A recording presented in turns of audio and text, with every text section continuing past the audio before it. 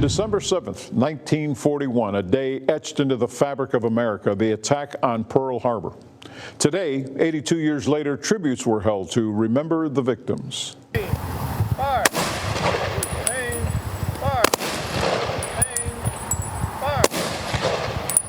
This was the scene today at Sherrill Veterans Memorial Park. Residents and dignitaries on hand paying their respects.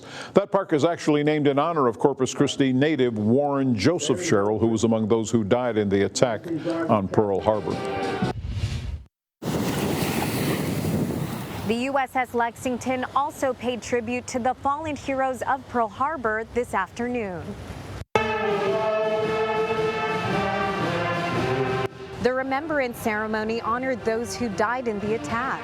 The Corpus Christi Veterans Band, the Carroll High School NJROTC members, and the Corpus Christi Pipes and Drum Team were among those taking part in the ceremony. One of the more solemn moments was a wreath laying in memory of those who died for our freedoms. The U.S. Department of Veteran Affairs does not keep track of how many Pearl Harbor survivors are still living. But its data shows of the 16 million who served in World War II, only around 120,000 were alive as of October. And an estimated 131 people die each day. Suddenly there was a wild explosion. Your house was being blown up. Now, a couple of months ago, we lost Naval Captain Robert Batterson.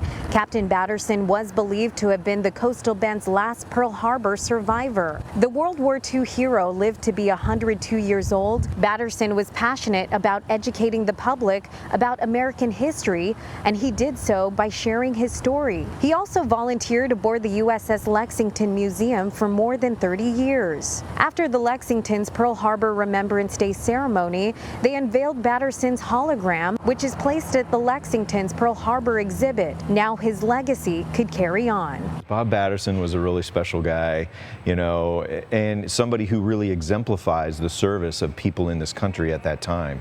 You know, he signed up to join the Navy. He just wanted to do his part, and he actually signed up before Pearl Harbor. He wanted to serve not just because of Pearl Harbor.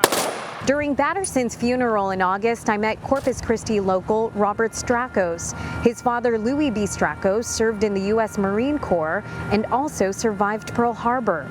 That's why December 7th is a day Robert will never forget. The Japanese were shooting bullets at him, along with dropping their torpedoes and stuff. His friend was on the machine gun. He turned around and was telling him what to do and where to shoot. And watching the planes and stuff, he turned back around and he saw his friend wasn't there no more. That he had got shot and killed at that very moment. Strakos did say his father lived a good life after the military. Louis Strakos died in 1997 and lived to be 77 years old. My dad was a cool dude. He's my superhero. Now, Robert shares his father's story with hope that people will recognize the sacrifices his father and countless others have made for our country. He also reminds us that freedom isn't free.